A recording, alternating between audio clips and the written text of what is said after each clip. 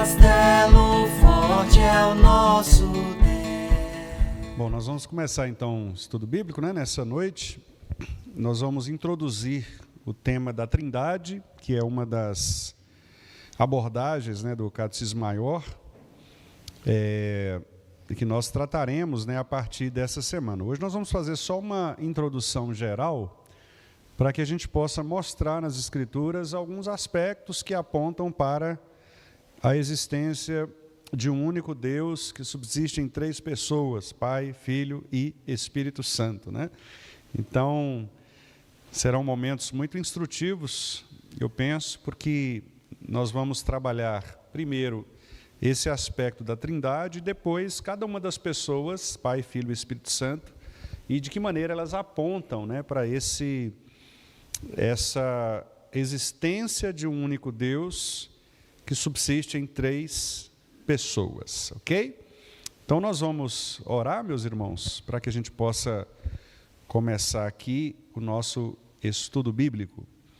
Senhor nosso Deus, nós te agradecemos pelo privilégio que o Senhor nos dá de estarmos aqui nesta noite, aprendendo um pouco mais de Tua Palavra, neste tema tão importante que é o ser do Senhor, que subsiste em três pessoas, Pai, Filho e Espírito Santo, e que revela em cada uma das pessoas aspectos distintos dentro da economia do Senhor, de maneira que o Pai, o Filho e o Espírito cumpram o desígnio do Senhor como único Deus, vivo e verdadeiro, de chamar um povo para si, de constituir um povo, tua igreja, e fazer com que este povo glorifique o teu nome, magnificando o Senhor para todo sempre. Por isso, ó Deus, nós te somos gratos por nos permitir estarmos juntos aqui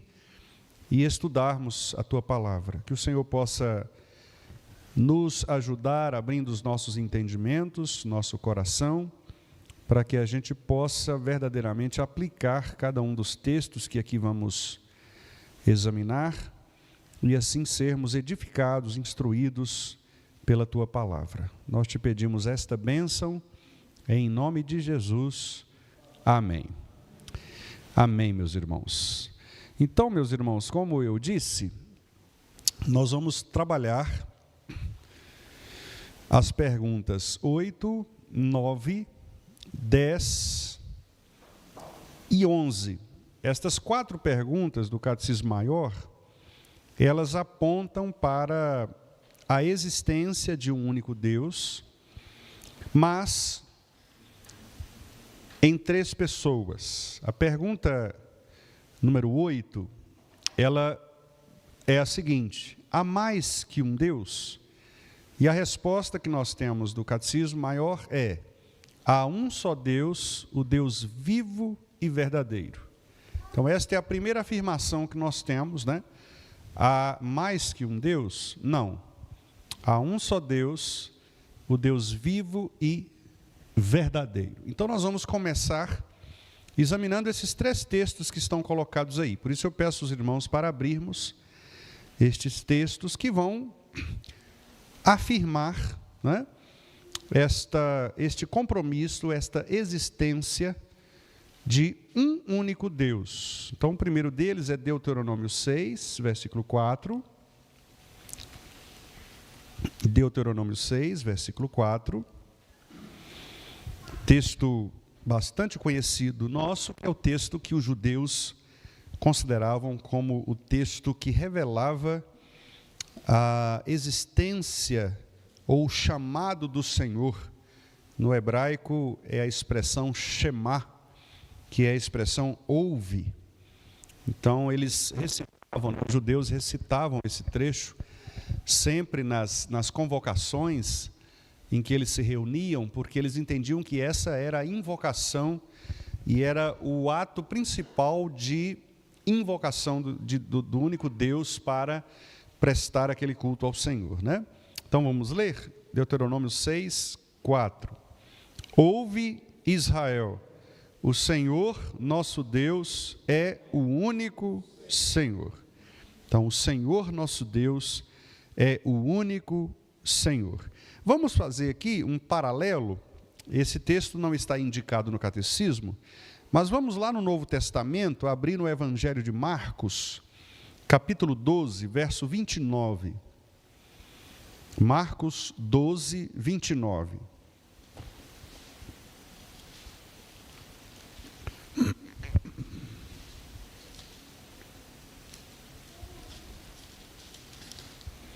Marcos 12, 29.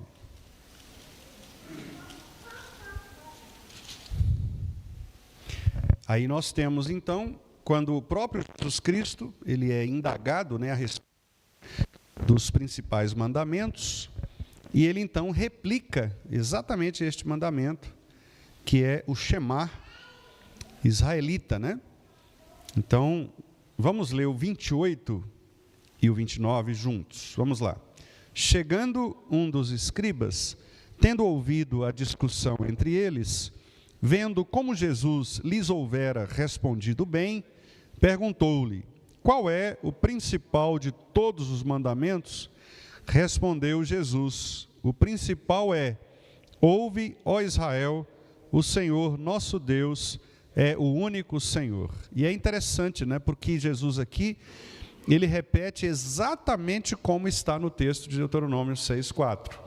Então isso mostra a própria fidelidade de Jesus Cristo à lei, porque esta era uma acusação. Observe que ele está falando aqui para um escriba, e o escriba era aquela pessoa responsável exatamente por manter a lei como ela era escrita, O escriba é quem escrevia.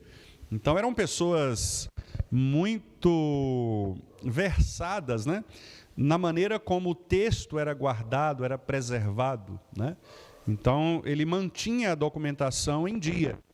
Então é importante, Jesus ele repete exatamente como está no texto, ele não tira nem coloca nada, exatamente para comprovar que ele, sendo o próprio Deus, ele mantinha a lei também no seu coração e na sua pregação, Portanto, Jesus ele reafirma esta verdade de que Deus, o Yahvé, o Senhor, é o único Deus. Lembrando os irmãos, que nós já falamos sobre isso, quando nós explicamos acerca do ser de Deus, mas nunca é muito explicar novamente, A palavra Senhor, escrita com essas letrinhas diferentes, é a tradução de Yahvé, que é o Deus da aliança. E a palavra Deus, geralmente, é a tradução do original Elohim. E a palavra Elohim é uma palavra genérica, ela era usada para todos os deuses, inclusive deuses de outras nações, Deuses de outras nações também eram chamados de Elohims, ou seja, um deus ou deuses. Acontece que quando então o israelita ele queria definir o Deus verdadeiro, ele dizia que o Elohim, que as outras pessoas consideravam Deus, só era um, o Yahvé, o Senhor. Então, por isso que o texto diz Deus e Yahvé, ou Elohim e Yahvé, para dizer o seguinte, que o verdadeiro Deus é o Senhor. Então, é como se Deus fosse um título e Yahvé fosse o nome próprio. É como os irmãos falam assim, pastor Wendel. Então, pastor é o título, é a atribuição, e o Wendel é o nome, correto? Então, a ideia de Elohim é um título, é o título de Deus, que era utilizado para outros deuses. Outras nações pagãs também utilizavam Elohim. Só que o israelita entendia o Elohim como sendo Yahvé, ou seja, não havia outro Elohim para o povo de Israel, só havia um Elohim, e esse Elohim é Yahvé. Por isso que eles afirmam, no Shema, essa ideia, ouve Israel, o Yahvé, que é Elohim, é o único Elohim, ok? É o único Deus. Então isso é importante, porque distingue esta exclusividade do Deus de Israel, que é uma característica muito forte do monoteísmo, tanto judaico quanto cristão. Nós não cremos na existência de outros deuses, Nós não somos politeístas, nós cremos no único Deus. Então, para nós, esses deuses que aparecem das nações, das religiões, eles não passam de ilusões, Eles não existem, eles são deuses falsos, fabricados. Então, não é que existe um Deus que está competindo com o Deus verdadeiro, é que esse Deus que ele chama de Deus não é Deus.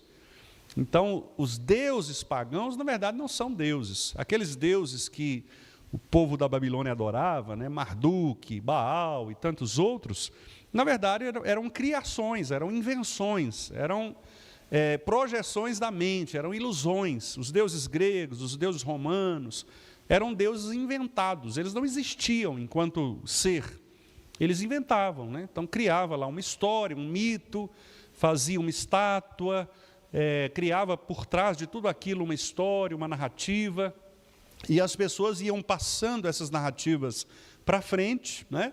E essas narrativas iam tomando forma de verdade.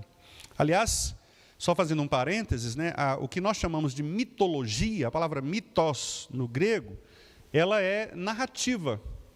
Só que a narrativa grega, o que era quando a gente fala de mitos? Hoje, quando a pessoa fala mito, geralmente ela fala como se fosse algo não verdadeiro, né? Isso é mito. Mas, na verdade, os mitos gregos eram histórias que os gregos contavam, que iam passando de geração para geração. Então, para eles, aquela mitologia era uma história real. Era uma história que, de fato, eles colocavam em prática como sendo a própria história do povo. A história religiosa, a história cultural, né? Então, aquelas guerras antigas. Então, eram narrativas.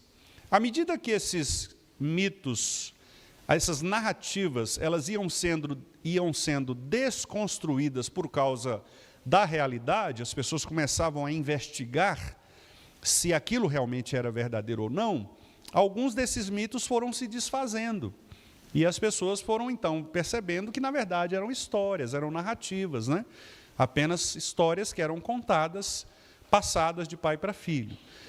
Então, diferentemente da história bíblica.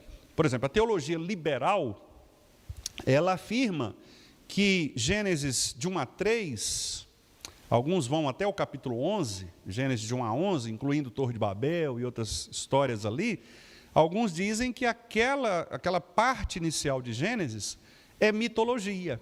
Alguns acham que ali é mito. Ou seja, os judeus, para dar sentido à história do povo que começou em Abraão, eles precisaram contar uma história anterior, inventar uma história anterior para dar sentido. Então, os liberais falam que ali aquilo não aconteceu de verdade, ali é uma história que foi contada, etc., né? Para que depois fizesse sentido a Bíblia. Nós, obviamente, não cremos nisso. Nós cremos que ali é verdade, verdade de Deus. Por quê? Porque a história bíblica depois vai tomar a Gênesis 1, 2, 3 até 11 como fundamento de todo o restante da Bíblia. O próprio Senhor Jesus Cristo cita trechos que estão lá naquela porção, né? E outros profetas e outros apóstolos tomam, por exemplo, como é que você vai discutir a questão da queda, da depravação total, do pecado, se você tirar Gênesis 3? Né? Como que você vai discutir a questão da união da família, do homem e mulher, se você tirar Gênesis 2? Como você vai discutir a questão da manutenção, da providência do universo, do Deus Criador, se você tirar Gênesis 1? Então, não tem como você retirar a historicidade, né, a realidade desses trechos. Mas há quem discuta isso, né? Os teólogos liberais, não, isso aí é só uma história, é uma narrativa, é um mito judaico, etc., né? Então, muitos fazem esse tipo de argumento, que, obviamente, nós não apoiamos, não cremos, né? Porque nós cremos na historicidade. Então, eu estou falando isso para dizer aos irmãos que havia muitas histórias na época que apontavam para outros deuses, né? Só que eram deuses inventados, construídos, eram narrativas. Na Grécia, né? No Egito. Então, eram deuses que eram construídos. E o povo judeu, desde o início, exaltou a unicidade de Deus. Deus é único. É só esse que é Deus. O resto são invenções da mente humana, né, que produz para si os seus próprios deuses.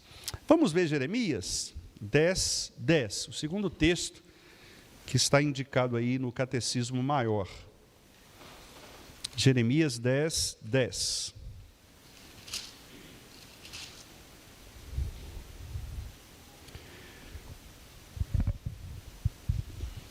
Vamos ler a partir, meus irmãos, do versículo 6 até o 11, para que a gente tenha um contexto um pouco maior, para que o versículo 10 faça sentido aí para o texto em geral. Vamos lá? Jeremias 10, a partir do 6 até o 11. Vamos juntos.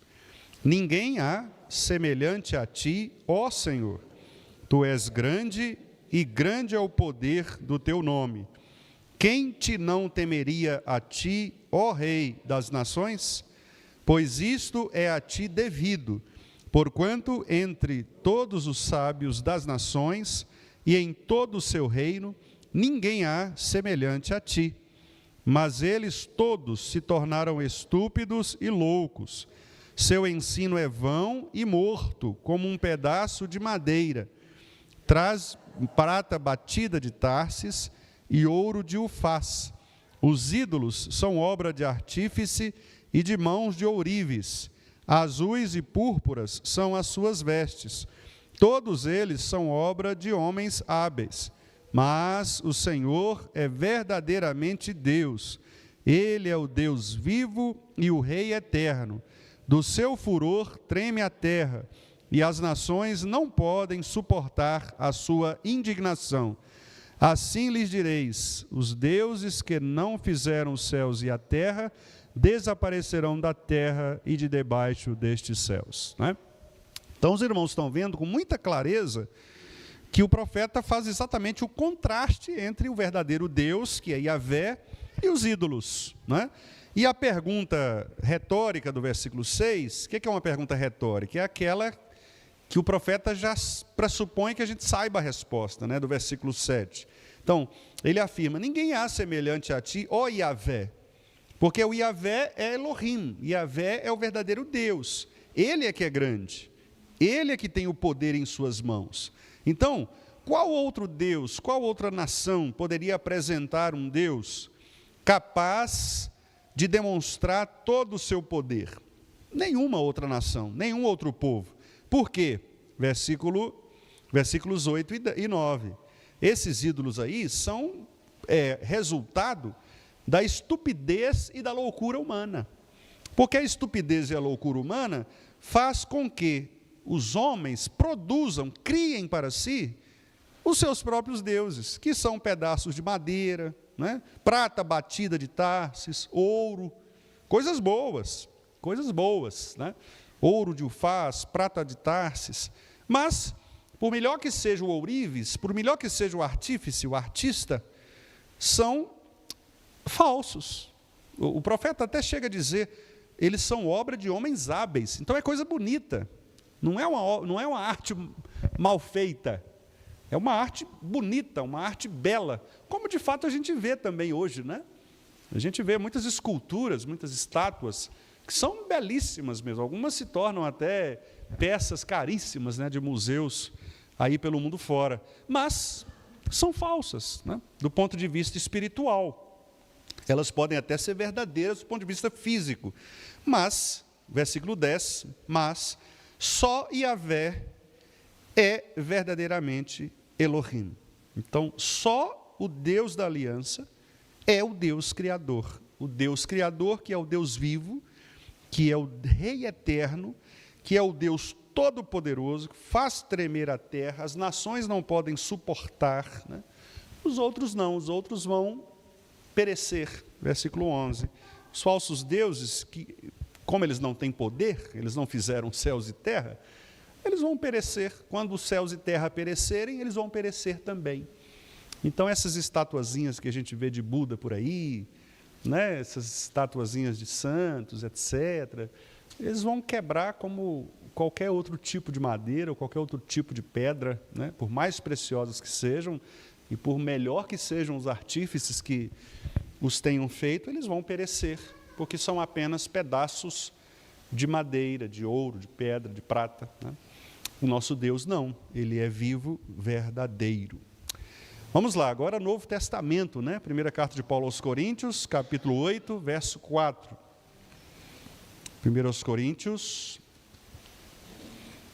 8:4.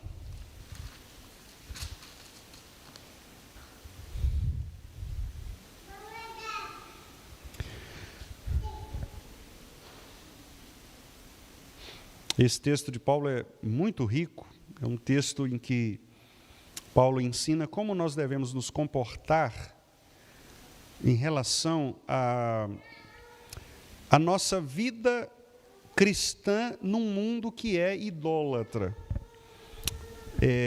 Corinto, meus irmãos, era uma cidade muito importante, era uma cidade em que havia um movimento comercial muito forte. Então, muitas pessoas chegavam a Corinto para comercializar objetos caros. E havia, então, em Corinto, muita venda, muito comércio de estátuas, por conta dos deuses gregos de toda a região. Dali saíam para outras cidades, então era um lugar de muita efervescência religiosa.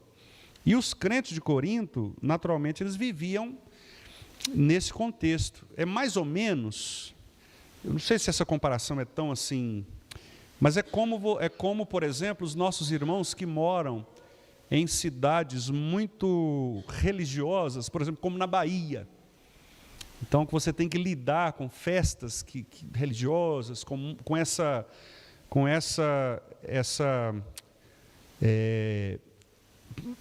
esse sincretismo religioso, essa mistura de religiões. Então, é você afirmar a sua fé cristã num contexto de muitas outras religiosidades, que é o caso, por exemplo, de algumas cidades do interior do Nordeste. Aqui mesmo em Minas Gerais também, algumas cidades históricas que apelam muito para essas questões de imagens aqui perto. Por exemplo, você tem Ouro Preto, Diamantina. Então, algumas cidades que têm essa efervescência religiosa. Então, Corinto era mais ou menos assim, e era um centro comercial em que havia muita circulação de imagens, de coisas preciosas ali que saíam para as outras cidades. E aí os irmãos da igreja tinham dúvidas, porque, por exemplo, ele ia ao mercado comprar um alimento, e ele não sabia se aquele alimento tinha sido oferecido a algum ídolo.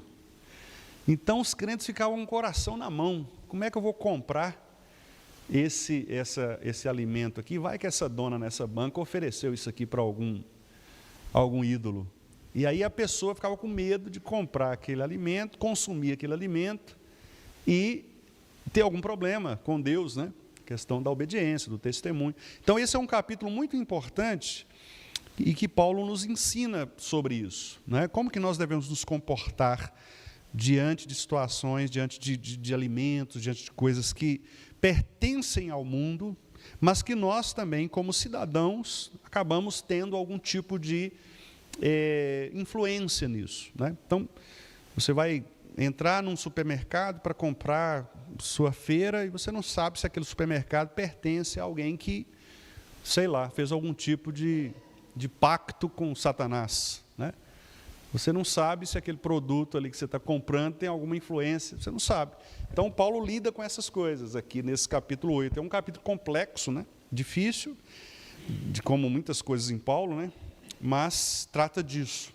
Não é nosso assunto aqui, mas é só para explicar aos irmãos. Então, vamos lá no versículo 4.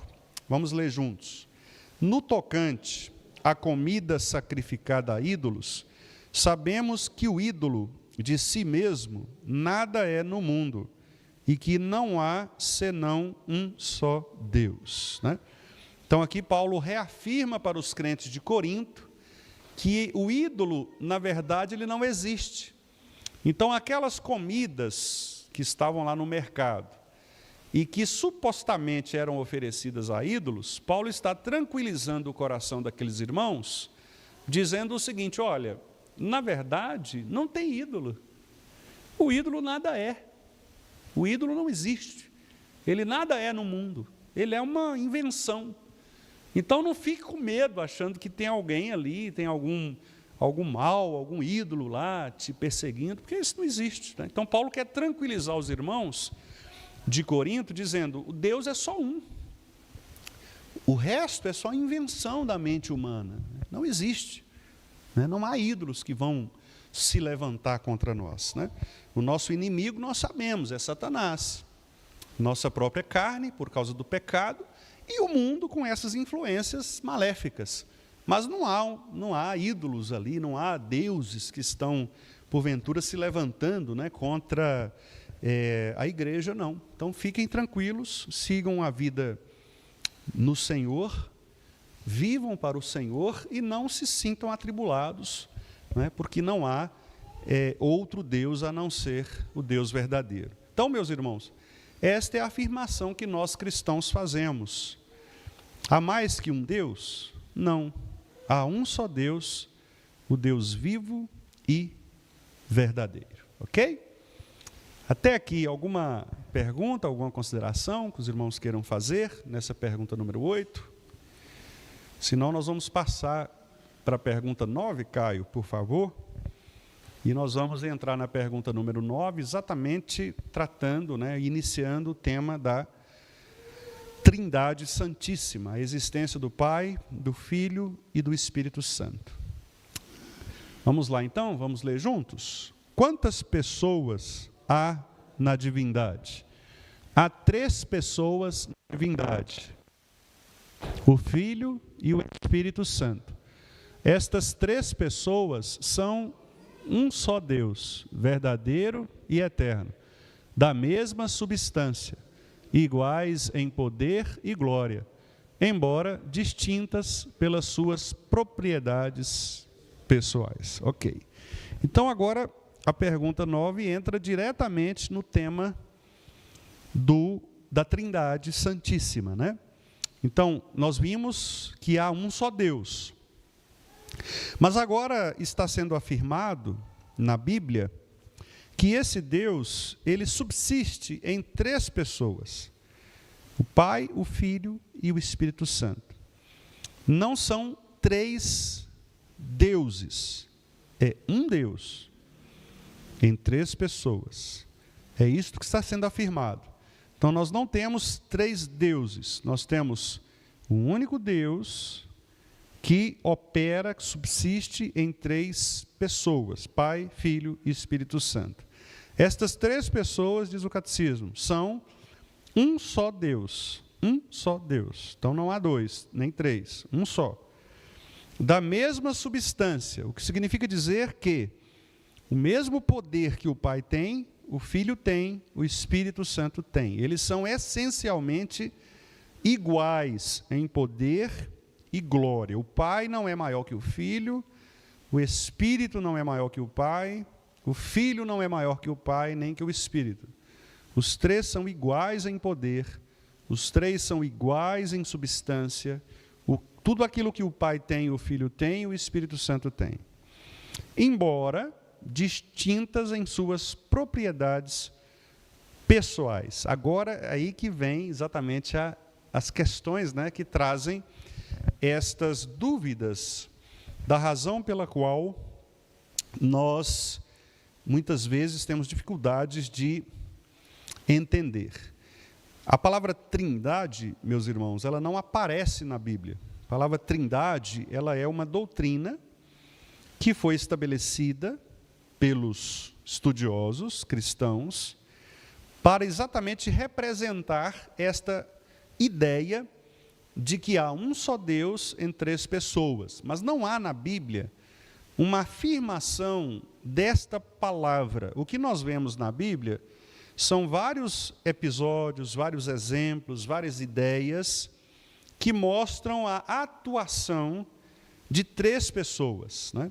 Começando de Gênesis. Então, eu vou pedir os irmãos para abrirem. Nós não temos aqui Gênesis, mas eu antes de ler estes versículos aqui, eu vou levar os irmãos lá para Gênesis, para mostrar aos irmãos como que isso aparece logo nos primeiros capítulos da palavra de Deus. Então, Gênesis 1, 2 e 3.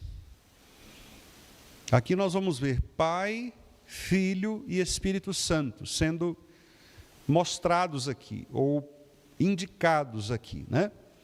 Gênesis 1, 2 e 3. Vamos ler juntos? No princípio, criou Deus os céus e a terra. A terra, porém, estava sem forma e vazia. Havia trevas sobre a face do abismo, e o Espírito de Deus pairava sobre as águas. Disse Deus: haja luz, e houve luz. Pois bem, aqui nós temos Elohim, que é Deus, versículo 1, e eu acabei de dizer para os irmãos, né, que a ideia de Elohim é a ideia de um Deus, que é o Deus que cria, o Deus que governa, né, que era o Deus que outras nações também indicavam. Esse Deus representa aqui o Deus completo, Pai, Filho e Espírito Santo. Mas no versículo 2, nós temos a indicação de que esse Deus, ele atua também de maneira espiritual. O versículo 2 diz: e o Espírito de Deus pairava sobre as águas. Então observe que Deus, ele é Espírito também. E aqui é uma indicação do Espírito Santo, o Espírito de Deus. Por isso está escrito, inclusive, em letra maiúscula, né? O Espírito. E Jesus, onde ele é mostrado aí? Muito bem, o escritor aos Hebreus diz que a criação, ela existiu por causa da palavra de Deus. E lá em João, no Evangelho de João, no capítulo 1, João descreve que Cristo estava com Deus, Cristo era Deus, e Jesus disse: sem mim, nada do que foi feito se fez. Então, esta palavra de Deus é a pessoa de Jesus Cristo. Por isso, a expressão disse Deus, haja luz e houve luz, é uma indicação de que o ato criador de Deus foi executado pela sua palavra, que é Cristo.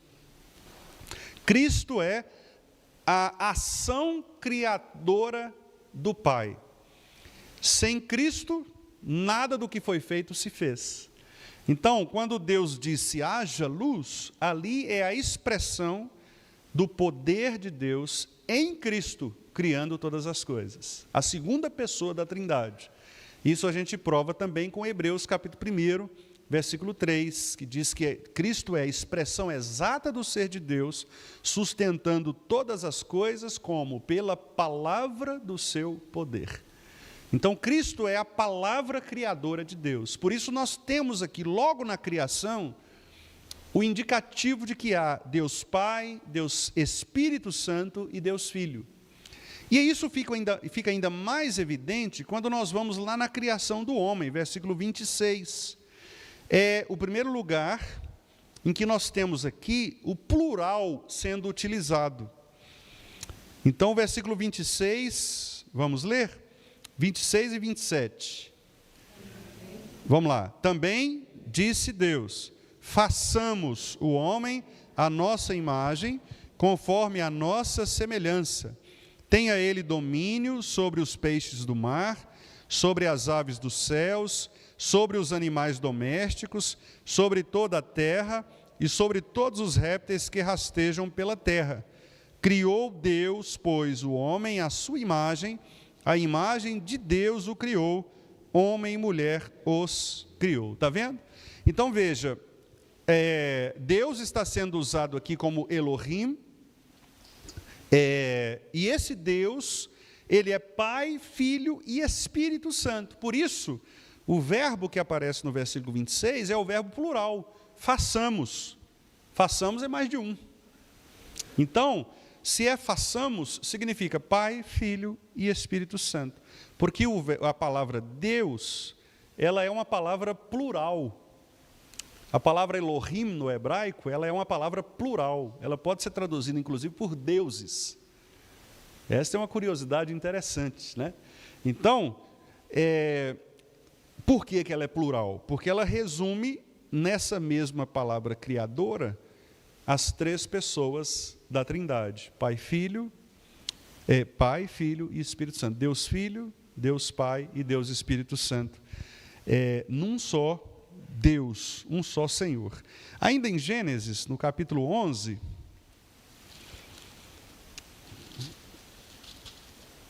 vamos ver aqui no capítulo 11, na Torre de Babel, né, aquela história da Torre de Babel, veja como que está o versículo 7. O versículo 7 é a resposta de Deus à tentativa humana de construir uma torre, né? E aí veja, no versículo 4, os homens dizem, no plural, disseram, versículo 4, vinde, edifiquemos para nós. É um plural, porque são os homens. E aí, no versículo 5, diz que o Senhor desceu para ver. No versículo 6, o Senhor diz, eis que o povo é um, todos têm a mesma linguagem, isto é apenas o começo, agora não haverá restrição para tudo o que intentam fazer. E aí agora Deus se volta para a Trindade. Veja o versículo 7, vamos ler? Vinde, desçamos e confundamos ali a sua linguagem, para que um não entenda a linguagem de outro. Quem desçamos? Pai, Filho e Espírito Santo. Por quê? Porque ele está usando o plural. Assim como os homens, como o povo, tentou edificar, edifiquemos, o Senhor diz, desçamos e confundamos. Nós, não eu, mas nós. Então, Pai, Filho e Espírito Santo, atuando neste evento, né, de confundir a linguagem das pessoas. Vamos ver agora os textos que são indicados ali. Mateus, capítulo 3, versos 16 e 17. Mateus 3, 16 e 17.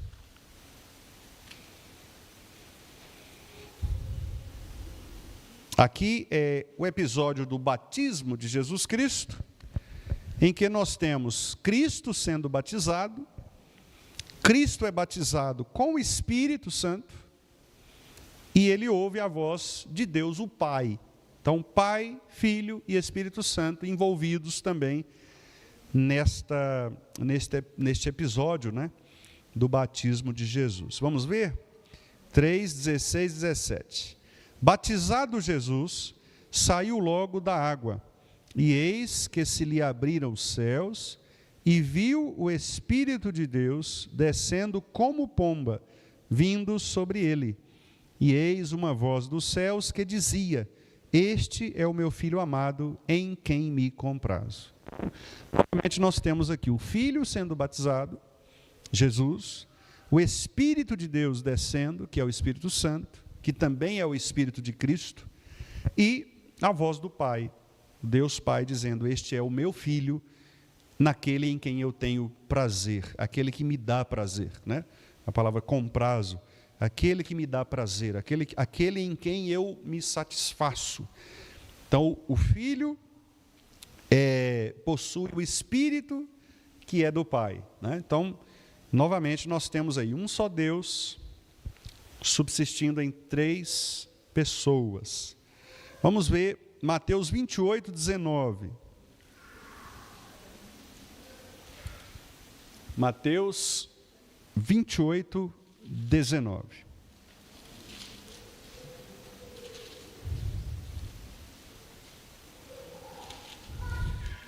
Ordem de nosso Senhor Jesus Cristo aos seus discípulos.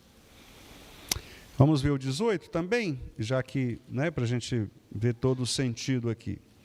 Vamos lá. Jesus, aproximando-se, falou-lhes, dizendo, toda a autoridade me foi dada no céu e na terra. Ide, portanto, fazei discípulos de todas as nações, batizando-os em nome do Pai e do Filho e do Espírito Santo. Né? Então, o próprio Jesus afirmou Pai, Filho e Espírito Santo. No grego, o E que aparece, E do Filho, E do Espírito Santo, indica frases autônomas, frases isoladas. Então, a ideia é que o Pai, o Filho e o Espírito Santo têm a mesma importância, têm o mesmo valor, têm a mesma autoridade. Então, Jesus ele tem autoridade para fazer com que as pessoas ouçam o Evangelho, sejam convertidas e recebam o batismo do Pai, do Filho e do Espírito Santo. Aqui, meus irmãos, é um ensino muito interessante em relação ao batismo do Espírito Santo, que é professado pelas igrejas pentecostais, né? Algumas igrejas acham que o batismo com o Espírito Santo dará à pessoa algum tipo de poder especial, como, por exemplo, falar em línguas. Aqui nós estamos vendo que Jesus ele não diferencia o batismo do Espírito Santo do batismo do Pai ou do batismo do Filho. Não há um batismo, portanto, diferenciado. Então, uma pessoa cheia do Espírito Santo, ela não necessariamente terá de falar uma língua estranha, por exemplo. Ela não tem uma característica específica, porque o batismo ele não é somente do Espírito Santo. Uma pessoa batizada, ela é batizada em nome do Pai, em nome do Filho e em nome do Espírito Santo. Portanto, não há um valor diferenciado para o Espírito Santo na vida da pessoa. O Espírito Santo é o Espírito de Cristo, que é também o Espírito do Pai. Então, o batismo ele é na pessoa do Espírito Santo, na pessoa do Filho e na pessoa do Deus Pai. Portanto, do Deus inteiro, do único Deus vivo e verdadeiro. Ok? Então, essa é uma outra discussão, mas só para orientar os irmãos, né? Então, os nossos irmãos pentecostais, infelizmente, erram nesse ponto, porque eles esperam que uma pessoa batizada no Espírito Santo, ela demonstre esse batismo por meio de uma experiência específica, como, por exemplo, falar em línguas. Mas em nenhum momento das Escrituras, este falar em línguas se refere a um batismo específico do Espírito Santo, a não ser naquele evento do Pentecostes que nós temos ali, mas é uma situação especial, uma situação específica, né? E que não se refere necessariamente ao batismo como nós temos hoje, o batismo de alguém que aceita Jesus como seu Senhor e Salvador. Esse batismo é este aqui de que Jesus está falando. Alguém que aceita Jesus como Senhor e Salvador, ele é batizado no Pai, no Filho e no Espírito Santo. E ele passa por isso a ser testemunha do sofrimento do Senhor, conforme a gente vê lá em Atos 1:8, né? Quando Jesus fala, recebereis poder ao descer sobre vós o Espírito Santo, que é o Espírito de Cristo, para que vocês sejam testemunhas de quê? Testemunhas de Cristo, né? Então, por isso, nós não cremos nesse batismo do Espírito Santo que leva alguém a ter algum tipo de evidência externa, como falar em línguas, por exemplo. Esse é um outro assunto, né, que a gente pode tratar também no outro momento, com certeza. Vamos lá, 2 Coríntios 13:14. Segunda carta de Paulo aos Coríntios, capítulo 13, versículo 14. Não, acho que está errado ali, né? É segundo ou primeiro? Então, eu acho que está errado aqui. Eu acho que a referência na cópia está errada. Deixa-me só conferir aqui se é o... É o 13, exatamente, não tem o 14, é o 13:13, que é a bênção, né? A bênção apostólica, que também traz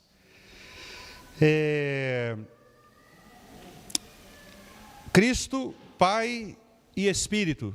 A bênção, né? Vamos ler aí? A graça do Senhor Jesus Cristo e o amor de Deus e a comunhão do Espírito Santo sejam com nós, né? Então aqui a gente percebe o que o catecismo afirma, que é o seguinte: a existência de 3 pessoas, Pai, Filho e Espírito Santo, estão mostradas aqui, e o que o catecismo chama de propriedades pessoais. Então, por exemplo, quando Paulo fala a respeito de Jesus Cristo, ele fala a respeito da graça de Jesus Cristo. Quando ele fala de Deus Pai, ele fala do amor. E quando ele fala do Deus Espírito Santo, ele fala da comunhão. Por que que Paulo identifica cada uma destas dessas habilidades ou dessas propriedades a cada uma das pessoas, porque estas propriedades elas foram reveladas nessas pessoas. Por exemplo, o amor de Deus foi a razão pela qual nós recebemos o perdão em Jesus Cristo. Então, o amor de Deus é a causa de Cristo ter nos dado graça. Lembra do que Paulo fala, quando ele diz assim, que lá em Efésios, capítulo 2, né? Deus nos amou, e esse amor é que produziu a graça. João 3,16, Deus amou ao mundo de tal maneira que deu o seu Filho. Então, o amor de Deus produz a ação redentiva de Jesus Cristo, que é a graça. E a graça de Jesus Cristo, ao nos salvar dos pecados, nos reúne como igreja. E então, todos nós que agora temos o Espírito Santo, nós temos a comunhão espiritual que nos faz igreja. Porque a comunhão que nós temos, ela não é uma comunhão material, certo? Ela é uma comunhão espiritual. Nós não somos ligados por sermos da mesma família sanguínea, nós não somos ligados por termos a mesma função social, não é? Por exemplo, você vai no sindicato de professores, lá só tem professor. Eles estão ligados por uma função social. Você é sócio de uma pessoa numa empresa, você está ligado por uma questão de direito civil, empresarial, certo? Você é um presidiário, você está ligado num presídio porque outras pessoas estão ali também por crimes que cometeram. Então, estas comunhões, elas são fruto de questões materiais ou questões objetivas da lei, etc. Nossa comunhão não, ela é espiritual. Quer dizer, o fato de você se tornar membro da igreja não é uma comunhão civil, é uma comunhão espiritual. Certo? Então, quem é que produz essa comunhão? O Espírito Santo. É o Espírito que nos liga, que nos une. O que faz com que você saia daqui e vá lá no Ceará, visite uma igreja presbiteriana e a pessoa lá te chama de irmão. Irmão por quê? Porque nós somos ligados pelo Espírito Santo. Não fosse isso, nós não seríamos ligados, né? Então, a comunhão ela é produzida pelo Espírito por causa do amor do Pai que nos amou de tal maneira que nos deu graça por meio do seu Filho Jesus. Então, observe que Paulo ele fala das três pessoas e das propriedades pessoais de cada uma delas, né? Nós vamos falar sobre essas propriedades, se Deus quiser, no próximo estudo, porque aí nós vamos especificar o porquê, né, que estas propriedades elas são distintas e de que maneira essa distinção ela aparece também nas Escrituras. Hoje, como eu falei, nós estamos vendo só esse aspecto geral, né, de exemplos de textos bíblicos que mostram a existência de um único Deus, mas subsistindo em três pessoas. E por último aí, irmãos, João capítulo 10, verso 30. João 10, 30.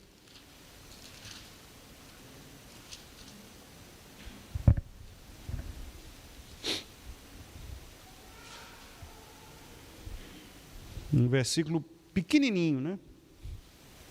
Mas com uma teologia gigante. Vamos ler juntos? Eu e o Pai somos um. Pronto. Então, duvidar da Trindade é chamar o próprio Jesus Cristo de mentiroso. Porque o próprio Cristo afirmou, eu e o Pai somos um. Então, aqui o próprio Cristo aponta para a existência dessa unicidade, de que Deus é um só e que subsiste nas pessoas do Pai, do Filho e do Espírito Santo. Então, esta é a afirmação que a pergunta número 9, né, ela faz em relação a Deus. No próximo estudo vai ficar um pouquinho mais complexo, porque entra nas questões relativas à geração, né? quem gerou quem, de onde procede quem, e aí é onde entram algumas dúvidas, que são dúvidas, obviamente, teológicas, mas que nós vamos, com a graça do Senhor, apontar aqui para os irmãos, né, qual é o fundamento das Escrituras em relação a isto. Ok, meus irmãos? Então, hoje nós vimos a existência de um único Deus e também esse único Deus que subsiste nas três pessoas, Pai, Filho e Espírito Santo, sendo essas três pessoas um único Deus, não são deuses diferentes, nós não temos três deuses, né? É um único Deus que se manifesta em três pessoas e que cada pessoa tem a sua propriedade específica, a sua propriedade pessoal, mas ao mesmo tempo, todas as três pessoas são da mesma substância, do mesmo poder e da mesma glória. O Espírito Santo não é menor que o Filho não é menor que o Pai, né? E assim sucessivamente. Então não há perda de poder, não há carência em nenhuma das pessoas, né? Cada uma delas tem perfeitamente os atributos que pertencem a todos os demais. Ok? Então esse é o ensino, né, das Escrituras Sagradas, o ensino introdutório dessa doutrina. Alguma pergunta, meus irmãos? Algum comentário?